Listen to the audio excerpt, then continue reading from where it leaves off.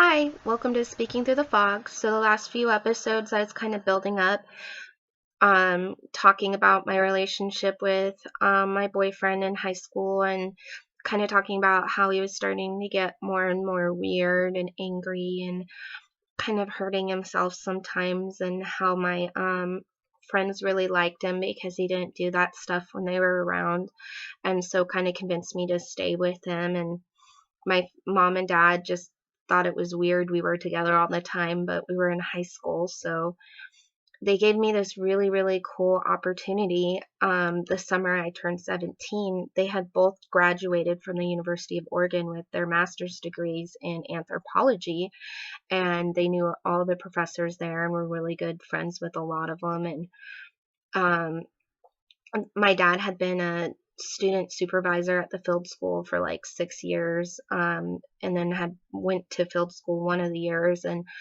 so that summer he had pulled some strings with the University of Oregon to let me register as a 17-year-old to go to archaeological field school, which was this huge deal. It was like this big opportunity because most of the time the earliest you can get into a field school is the third year of anthropology um, school, like a college. You'd be a junior in college, and I was a junior in high school, so it's this place where you get academic training in actual field work. So you go to a dig site, you've got a professor over you, you get a grade at the end. I got an A, and the they're student supervisors, and they all walk around and answer your questions and just basically show you the practical use of what you've been learning in textbooks.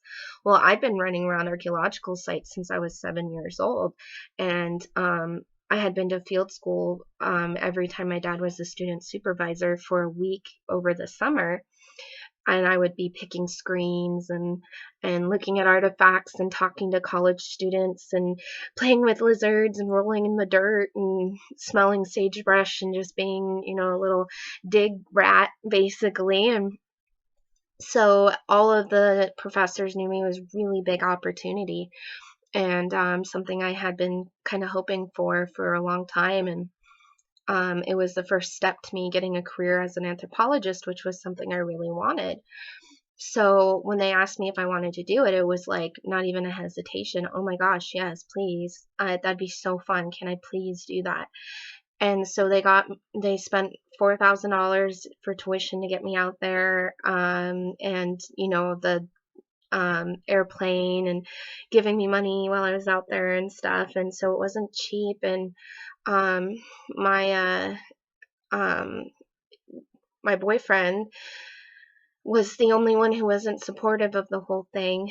He immediately told me like I couldn't go, and I was like, yeah, I can too go. That's not your decision, kind of thing. And I said, I was really excited, and it was my passion, and I wasn't letting him talk me out of it. And he did everything he could to try to, even when it was pretty much set in stone, he was still like trying to say, no, you can't go.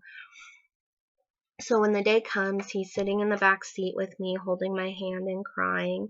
And he's telling me, he's just silently back there. My parents are in the front seat, and I'm sure they're thinking it's weird that he's crying, especially because I was not. And I was super excited to get to go on this like adventure, and it was first time flying by myself. And he was holding my hand, and we get there, and I get my bags all checked in, and I go into the airport, and I turn around, and I give my mom and dad a hug and kiss, and then turn around to him and to tell him I love him and I'm gonna miss him. And he's bawling, and I'm like, oh, don't worry, I'm gonna be back and all this stuff. And he's all, and I'm, love you. And no, you don't love me. And I'm like, what? And he's like, you wouldn't be leaving if you loved me, and you're really not that upset. And I'm like, no, I'm not upset because I'm excited, and I know I'm going to be back in 6 weeks. 6 weeks is nothing.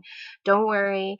It's going to go by so fast. And he's all, no, it's not, And just, I'm like, well, I've got to go. And I give him a hug, and I'm like, by, walk in. And so 3 days after that, I was staying with my grandparents, and they had lived in Eugene, and I'm texting him back and forth, and he's super depressed and won't go see his friends, or they won't see him either way.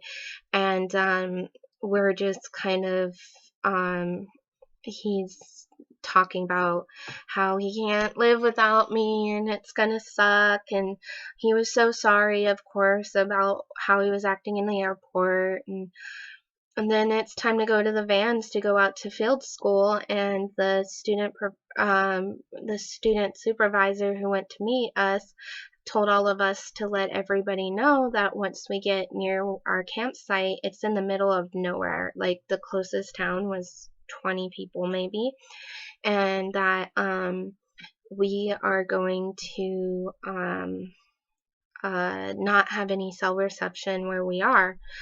So I immediately call my boyfriend and am like, yeah, I'm really, really sorry. I'm not going to be able to talk to you while I'm gone. And he's really upset about it, but he's like, okay, well, I guess I'll talk to you this next weekend. So field school is totally fun. It's definitely, once again, one of the better memories in my life. It was like the first time I'd really been by myself for a whole summer, and I'm with all these college students, and I'm doing archaeology, which is awesome. And I got all fit from carrying buckets and just being out in the sun, and I was always the dirtiest person there just because I did not care about getting dirty.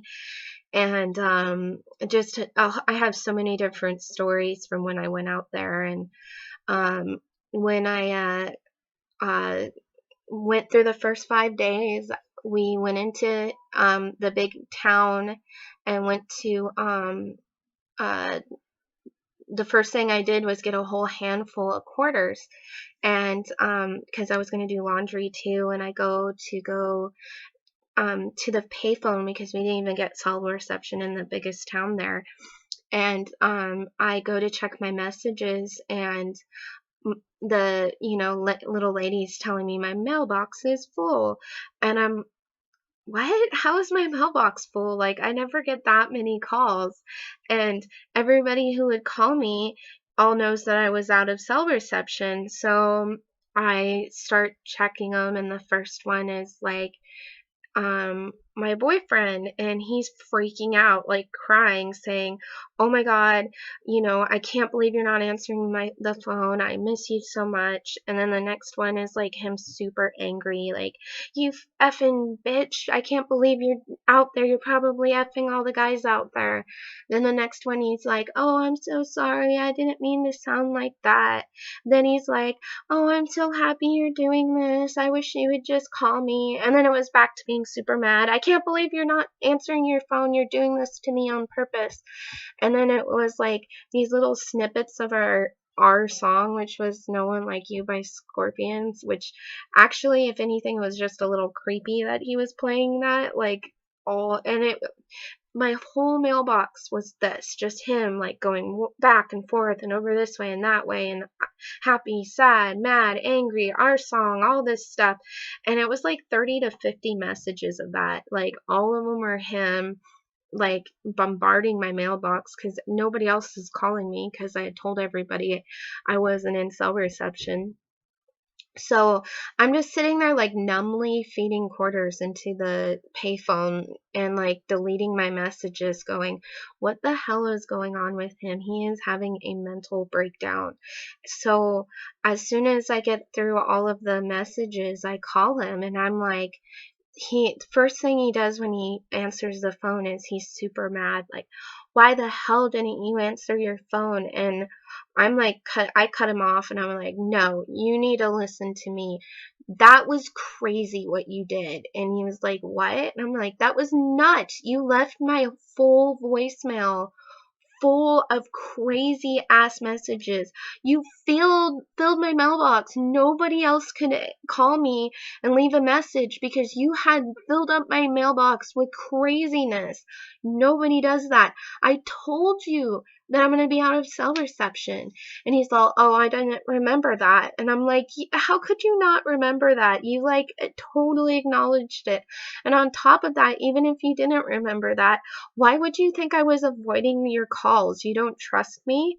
Oh, I trust you. I just, am been going so crazy without you. I'm like, yeah, you've been going nuts. Like freaking, it's been 5 days. 5 days, and you left freaking that many messages? That was crazy. Sane people don't do that. And he's like, what are you doing? Calling me insane? I'm like, yeah, you're pretty insane right now. That is not normal. And I was like, like, I don't think this is going to work if you can't even do 5 days. And he was like, no, don't say that. I can do it. I'll be fine. It'll be fine. And I'm like, no. And I would say we should go on a break, but I don't believe in breaks. I believe in breakups. So we should just break up. And he was like, no. And by this time, he's just like bawling, like, no, don't do it. I didn't mean it. I can change. And I'm like, no, this is crazy. I make you crazy, obviously. So, no, we're breaking up. And I hung up. And I'm like upset, like crying after this.